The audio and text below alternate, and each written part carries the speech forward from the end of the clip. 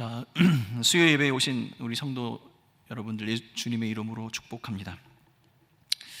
지난번에 제가 수요 예배일 때는 온라인 비대면 예배여가지고 굉장히 설교하기 힘들었는데 그래도 이렇게 몇 분 앉아 계시니까 너무 얼마나 이렇게 반갑고 얼마나 기쁜지 모르겠습니다.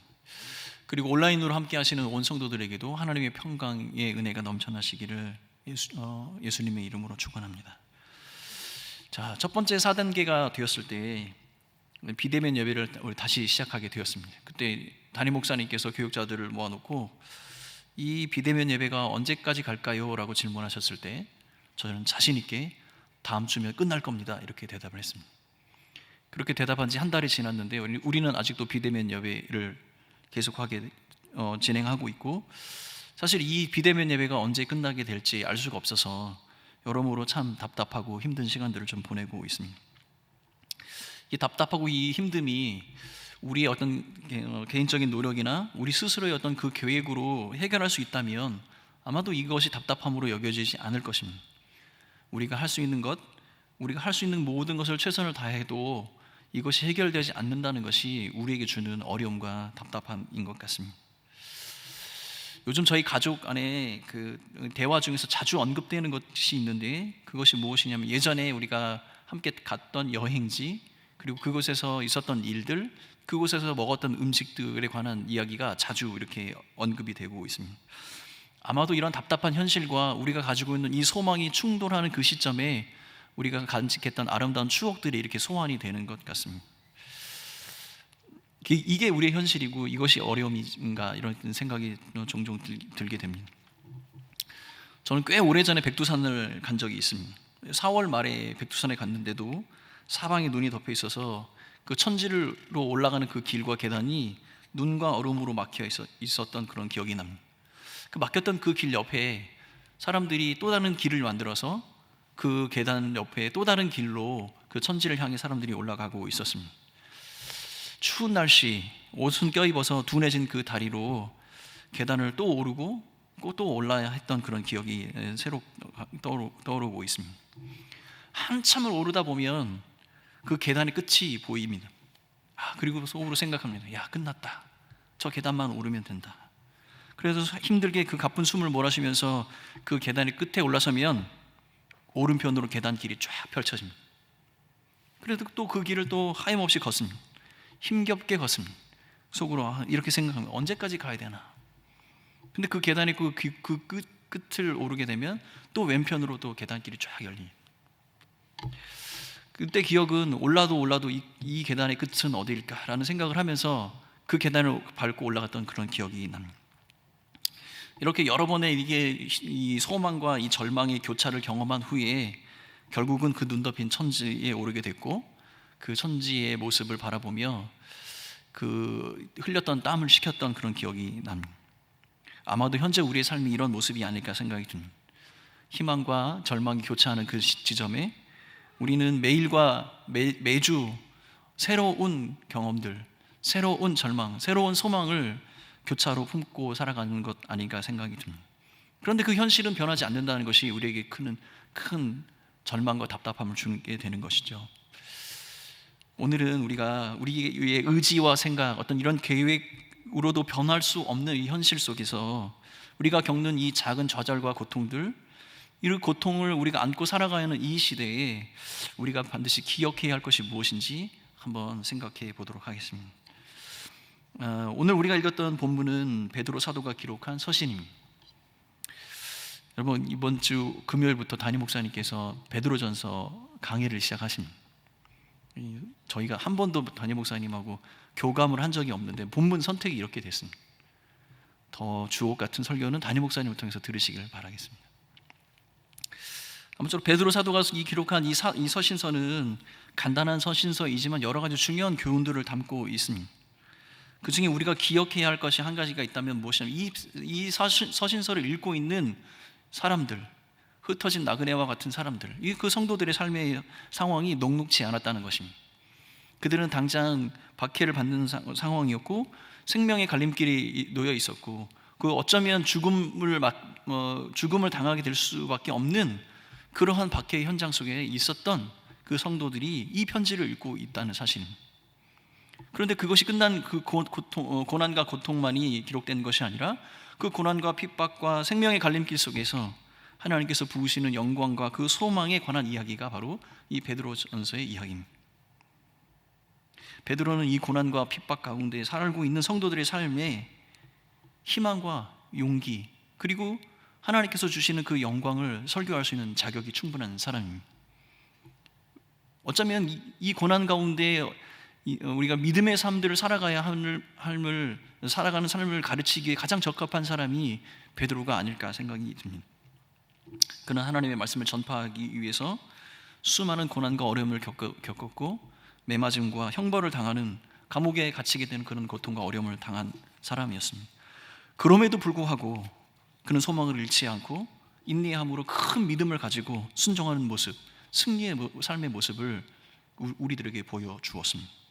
그러므로 어쩌면 이 베드로가 이야기하고 있는 이 메시지, 우리의 현실의 고난과 이 어려움을 훌쩍 뛰어넘어 버리는 이 소망과 구원의 그 삶에 대한 영광, 어쩌면 그것을 우리가 이 베드로의 서신서를 통해서 배울 수 있지 않을까, 그런 생각을 하게 됩니다. 그런데 오늘 본문을 살펴보면 베드로는 성도의 삶이 단순히 그러한 어떤 약속된 영광과 은혜만이 충만한 삶이 아니라는 것을 가르쳐주고 있습니다. 단지 근심이 없거나 고요하고 평탄한 삶이 아니다. 여러 가지 시험을 만나게 될 것이다. 그 가운데 슬픔을 당하는 것이 성도의 삶이다 라고 가르쳐주고 있습니다. 그러나 이 성도의 삶이 이렇게 근심과 걱정, 시험으로 끝나는 것이 아니라 금보다도 더 귀한 그 은혜가 있으며, 하나님 예수 그리스도께서 나타나실 때에 여러분은 칭찬과 영광과 존귀를 얻게 될 것이다 라고 기록을 하고 있습니다. 7절 말씀입니다.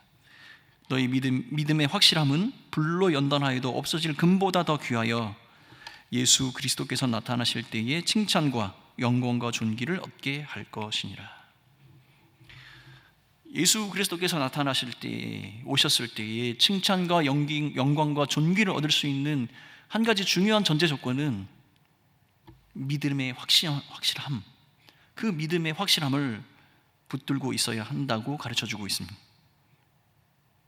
성도가 가져야 할 그 믿음 때문에, 그 믿음의 확실함 때문에 고난과 시험을 가운데서도 그 고난과 시험을 뚫고 결국은 칭찬과 영광과 존귀를 얻게 된다라고 우리에게 말하고 있는 것이죠. 자, 이제부터 조금 더 자세하게 이 믿음의 확실함이 이 믿음의 확실함으로 우리가 경험하게 될 그 내용들을 한번 자세하게 한번 살펴보도록 하겠습니다. 우리가 믿음으로 우리가 경험하게 될 것은 무엇이냐면, 첫 번째는 믿음으로 우리는 산 소망을 얻게 됩니다. 3절 말씀입니다.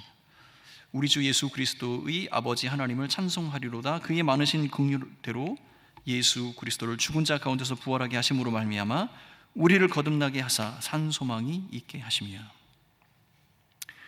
자세히 살펴보면 이 산 소망은 거듭난 하나님의 백성이 품을 수 있는 것이라고 가르쳐주고 있습니다. 그런데 이 거듭남은 어떻게 이루어지냐? 바로 예수 그리스도의 그 부활하심으로 말미암아 성도들에게 이 거듭남이 허락되어짐을 가르쳐주고 있는 것이죠. 결국 성도가 품어야 될 이 산 소망의 중요한 핵심은 무엇이냐면, 예수 그리스도의 그 부활을 믿는 그 믿음으로 말미암아 거듭난 사람만이 이 산 소망을 품게 된다, 이야기하고 있는 것입니다. 그런데 이 거듭남의 은혜로 말미암아 품는 이 부활의 산 소망은 하나님의 많으신 그 긍휼함 때문에 이루어졌다라고 이야기합니다.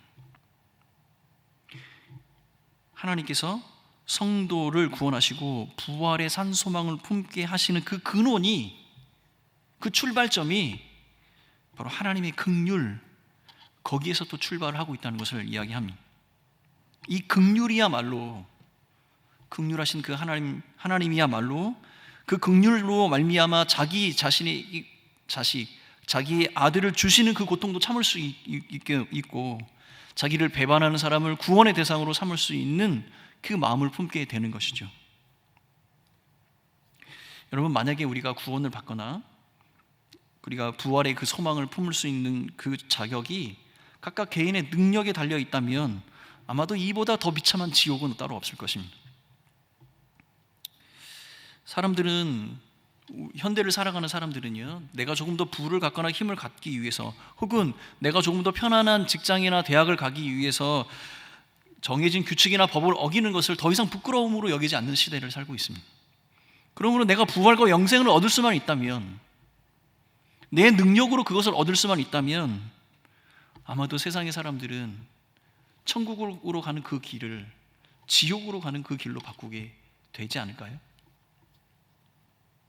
하나님께서 성도를 구원하시는 것은 그 자신의 그 풍성하신 은혜 때문인데, 그 은혜의 출발점은 바로 긍휼하심, 우리를 긍휼로 바라보고 계신 그것이 바로 이 은혜의 출발점이고, 하나님의 마음, 하나님이 우리를 구원하시기로 한 그 동기의 출발점이 바로 이 긍휼하심이라는 것입니다. 우리는 믿음으로 이 하나님의 긍휼하심을 경험하게 되고, 이 긍휼하심 때문에 우리는 거듭남과 부활의 소망을 얻게 되는 것입니다. 그런데 자세히 살펴보면 이 소망은 지금 이루어지는 것이 아니죠. 소망은 앞으로 일어날 것에 대한 우리의 기대를 이야기하는 것이 바로 소망인 것입니다. 두 번째로 우리가 믿음으로 경험하게 되는 두 번째는, 믿음으로 우리는 하늘의 유업을 받게 됩니다. 4절 말씀입니다. 썩지 않고 더럽지 않고 쇠하지 아니하는 유업을 있게 하시나니 곧 너희를 위하여 하늘에 간직한 것이라. 신약 성경에 유업이라고 쓰여 있는 여러 가지 용례를 살펴보면 그 유업을 하나님의 나라, 영생, 구원, 약속, 축복 등으로 이렇게 해석을 하고 있습니다. 이것은 앞에서 언급했던 그 산 소망과 연결해서 거듭난 자에게 주시는 하나님의 선물과 같은 것입니다. 그리스도인이 하나님의 자녀가 되고 상속자가 되었다는 것은, 여러분 오해하지 말아야 할 것은, 우리가 하나님의 자녀와 상속자가 되었다는 것이 우리 현재 우리가 무엇인가를 누릴 수 있다는 것이 아니라는 사실입니다. 이 모든 것은 미래의 어느 시점에, 하나님의 정하신 그 시점에 우리에게 주어지는 것이고, 그것이 확실하다는 보증을 성령께서 해주시는 것입니다. 베드로가 이 유업의 온전함, 이것이 우리에게, 여러분에게 소망처럼 미래의 어느 시점에 여러분에게 이루어질 것이 완전한 사실임을 증명하기 위해서 여러 가지 부수적으로 부가적인 단어로 이 유업을 설명을 하고 있습니다. 썩어지지 않을 것이다, 더럽혀지지 않는다, 쇠하지 않는다라고 설명을 하고 있습니다. 이것은 그리스도인이 미래에 소유하게 될 그 유업이 지상의 것과는 다르게 영원하고 변하지 않으며 어떠한 방식으로도 소멸하지 않는다는 것을 베드로는 우리에게 가르쳐주고 있는 것입니다. 또 이 유업이 우리를 위하여 하늘에 간직되었다, 이렇게 기록하고 있습니다. 이것은 성도에게 주어질 그 유업이 영원할 뿐만 아니라 전혀 어떠한 방법으로도 손상되지 않음을 우리에게 가르쳐주고 있는 것이죠. 여러분, 간직하다라는 이 동사의 시제를 보면 완료형이에요. 완료형이라는 것은 무슨, 이미 이루어진 겁니다. 하나님께서 성도를 향하여서 주기로 약속하신 그 유업은 이미 간직되어져 있고 완전한 형태로 하나님의 정하신 때까지 보존하고 계신다는 사실인 거예요. 성도에게 허락된 완전하고 영원하고 변하지 않는 이 유업도 결국은 미래의 어느 시점에 우리에게 허락되어지는 것이죠. 지금 베드로가 이 편지를 누구에게 썼다고 제가 말씀드렸죠? 고난과 삶의 현장에서 죽음의 기로에 있는 성도들에게 믿음으로 허락된 이 하나님의 나라, 그 하나님의 나라가 위로가 될 것이라고 이야기를 하고 있는 겁니다. 자, 세 번째로 성도가 믿음으로 경험하게 되는 세 번째는, 믿음으로 우리는 보호를 받습니다.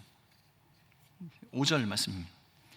너희는 말세에 나타내기를 예비하신 구원을 얻기 위하여 믿음으로 말미암아 하나님의 능력으로 보호하심을 받았느니라.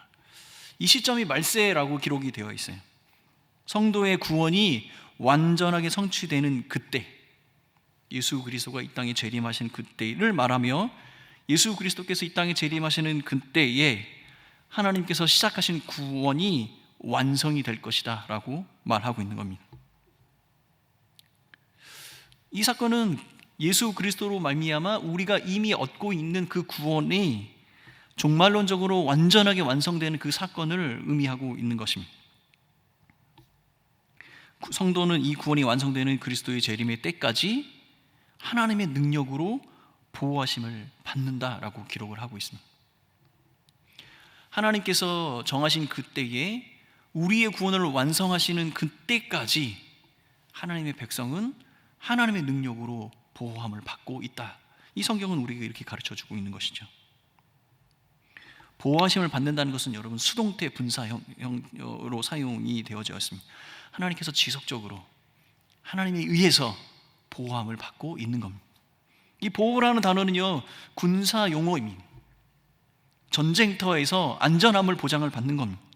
이 순례자로 이 땅에 살아가는 성도들이 이 땅에서 만나게 되는 수많은 사탄의 시험과 어려움 가운데에서 하나님의 그 손길로 보호함을 받고 있는, 지금 우리의 삶이 그러한 삶이다라고 이야기를 하고 있는 것이죠. 종말에 하나님의 유업을 상속받을 우리가 그 하나님의 구원의 완성이 되는 그 순간까지 하나님의 매 순간 하나님의 보호하심과 인도하심을 받고 있으며, 저는 이것을 하나님의 완전한 보호라고 말하고 싶습니다. 그런데 우리가 하나 생각해야 할 것은, 비록 우리가 하나님의 완전하신 그 보호 가운데 있을지라도 우리는 날마다 하나님을 의지하고 순종하는 그 믿음으로, 그 믿음 안에서 그 하나님 안에 거해야 한다는 사실입니다. 이 믿음을 통해서 하나님의 보호하심과 이 종말론적인 구원의 완성을 누리게 되는 것이죠. 성도는 믿음으로 그에게 약속된 거듭남, 부활의 산소망을 받게 되고, 또한 어떠한 방법으로도 없어지지 않고 변질되지 않는 하나님의 그께서 직접 보존하고 계신 그 유업을 받게 되는 것입니다. 또한 구원이 완성되는 그날까지 믿음으로 우리는 하나님의 보호하심을 받게 되는 겁니다. 베드로가 이 세 가지를 정리하면서 이렇게 한 구절로 정리를 했습니다. 9절 말씀입니다. 한 목소리로 같이 한번 읽어보겠습니다. 9절 말씀입니다. 시작. 믿음의 결국 곧 영혼의 구원을 받음이라. 여러분, 이게 한글 성경으로 조금 어렵게 쓰여 있는데 이렇게 이야기할 수 있습니다. 믿음의 목표는 결국 성도를 구원에 이르게 하는 것이다. 성도가 누리게 될 구원, 성도가 완성돼서 얻게 될 그 구원은 거듭남과 부활의 산소망, 그리고 영원한 유업, 하나님께서 우리에게 베푸실 그 영원한 유업과 하나님의 능력으로 우리를 안전하게 보호하시는 이 모든 것이 포함된 개념이 바로 구원이라는 것. 결국은 믿음의 목표, 우리가 믿음을 가지고 있는 그 유일한 이유는 바로 하나님께서 약속하신 이 모든 것을 누리는 그 구원에 이르게 하기 위해서다라고 베드로는 가르쳐주고 있는 겁니다. 이 모든 것이 믿음으로 우리에게 구원으로 이루어지는 경험, 이것이 바로 베드로가 지금 현장의 어려움 속에 살고 있는 성도들에게 위로의 말로 전하고 있는 말씀인 거죠. 역사적인 어떤 배경을 살펴보면 이 베드로 전서가 기록되어졌을 당시 아마도 이 서신을 읽고 있는 사람들은 네로 황제의 박해 가운데 있었을 것이고, 그들의 신앙과 생명의 위기를 직면하는 그런 상황에서 흩어진 성도의 모습으로 살고 있었을 것입니다. 그들에게 지금 베드로는 이 말로 그들을 위로하고 격려하고 있는 것이죠. 여러분, 아프가니스탄을 생각을 해보면 우리 순교자의 피가 뿌려진 땅이죠. 그 땅에도 분명히 하나님이 예비하신 하나님의 백성들이 있을 것입니다. 교회가 존재하고 그 교회 안에 성도들이 있을 것입니다. 그들이 지금 직면하고 있는 상태, 그들의 신앙과 그들의 하나님 앞의 양심 때문에 죽음 앞에 내몰려 있는 상태, 어쩌면 그들의 삶의 모습이 이 베드로의 서신을 읽고 있는 성도들의 모습과 흡사하지 않을까, 그런 생각을 하게 됩니다. 사랑하는 성도 여러분, 여러분의 삶 가운데 이러한 충만한 믿음으로 말미암아 여러분들에게 약속된 그 거듭남과 부활의 산소망을 누리시는 여러분들이 되시길 예수님의 이름으로 축원합니다. 영원한 유업과 하나님께서 부으시는 그 무한한 능력으로 여러분들을 완전하게 보호하시고 그 보호하심의 그 풍성함을 누리시는 여러분들이 되시기를 예수님의 이름으로 축원합니다. 이 모든 것은 믿는 자에게 주시기로 약속한 축복이고 나의 것이고 여러분의 것입니다. 믿으십니까? 이것이 여러분의 위로가 되십니까? 근데 여러분, 우리 생각해 볼 필요가 있어요. 코로나의 이 답답한 상황 속에서 이 부활의 소망과 약속된 나에게 주실 유업, 완전한 이 보호가 정말로 위로가 되냐는 말입니다. 진짜로 여러분 위로가 되신다고 고백하신다면 한 가지 우리 깊이 생각해 볼 것이 있어요. 베드로는 지금 죽음을 직면하고 있는 사람들에게 그 죽음의 문제에 관한 이야기보다는 그 죽음을 뛰어넘는 앞으로 장차 그들의 삶 가운데 이루어질 것에 대한 이야기를 지금 하고 있다는 겁니다. 베드로가 말하고 있는 믿음으로 말미암아 믿는 자들이 경험하게 될 것을 세세하게 살펴보면 그것이 이루어지는 시점은 미래적인 시점이고 내세적인 시점입니다. 결코 지금 현실에 있는 그 문제를 가지고 베드로는 이야기하지 않는다는 겁니다. 여러분, 부활의 소망이 산 소망이고 예수 그리스도께서 부활하신 것이 우리의 산 소망이지 않습니까? 근데 여러분, 이것이 살아있어서 산 소망이죠. 근데 살아있는 이 산 소망이 살아있는 우리에게는 해당되지 않습니다. 목사님 무슨 말씀이신가요? 여러분, 죽음에 직면한 사람, 죽음 앞에 서 있는 사람, 죽음을 당한 사람에게는 이 산 소망이 진짜 의미가 있는데 살아 숨쉬고 있는 우리에게는 이 산 소망이 아직 이루어지지 않는다는 거예요. 여러분, 영원한 유업, 썩어지지 아니하고 쇠하지 아니하고 더러워지지 않는 그 유업이 여러분 결코 우리 현실에서 누릴 수 있는 것이 아니라는 거예요.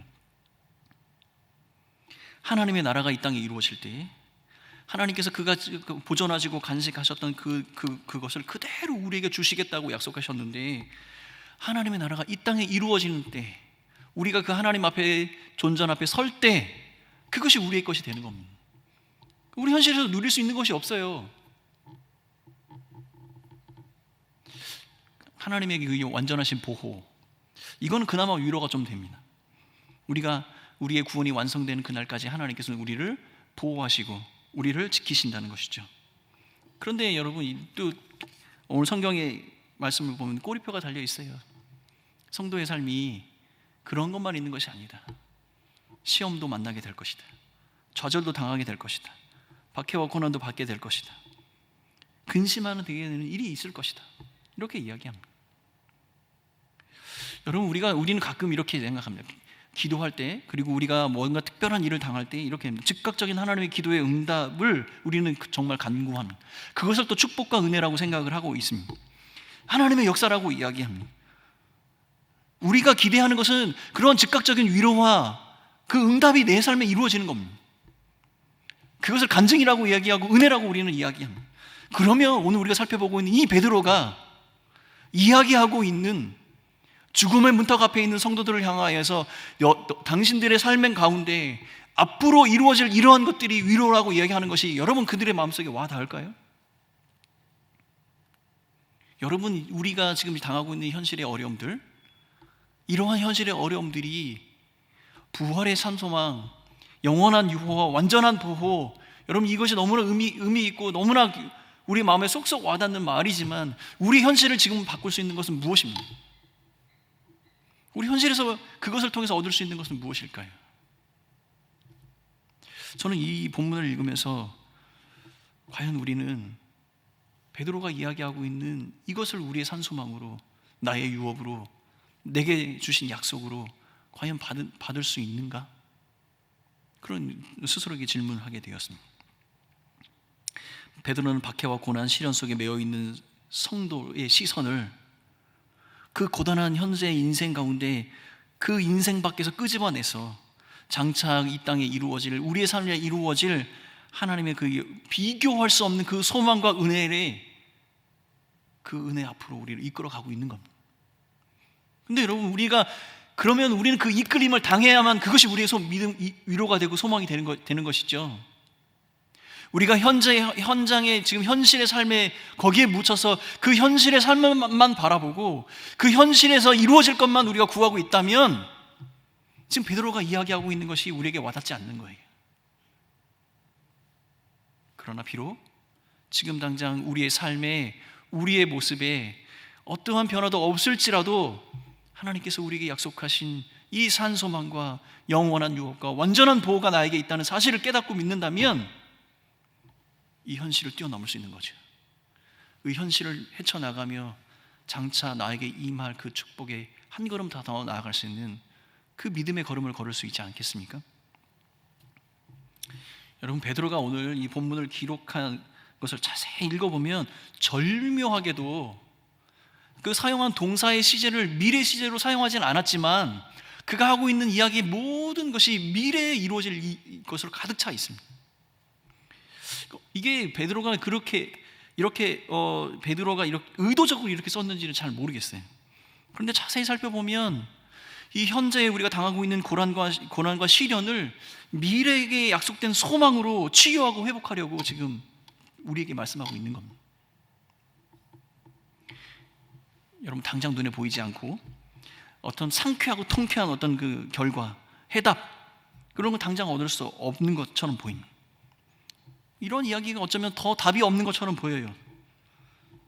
그런데 여러분, 이것이 정답이 될 수 있는 유일한 방법이 있습니다. 이것이 답답하고 지금 우리 고난 가운데, 시련 가운데 있는 우리의 삶에 정답이 될 수 있는 방법이 있습니다. 그것은 바로 믿음입니다. 여러분, 베드로하고 바울이 이 복음과 구원에 관해서 이야기하는 것이 상당히 비슷한 점이 많습니다. 어쩌면은 베드로는 바울이 기록한 모든 서신서나 그 성경을 읽었을 수도 있습니다. 그래서 그들이 하는 이야기가 비슷하죠. 근데 이 믿음의 작용을 이야기하는 이 대목은 약간 관점이 좀 다릅니다. 바울은요, 믿음이 어떻게 작용하냐면 과거의 우리의 모습이 믿음으로 말미암아 현재의 의로운 삶을 살아가는 것에 대해서 초점을 맞추고 있다면, 지금 이 본문에서 베드로는 믿음을 통해 성도의 삶, 그리스도가 인이 된 삶의 그 인의 미래적인 삶에 대해서 관점을 맞추고 있는 겁니다.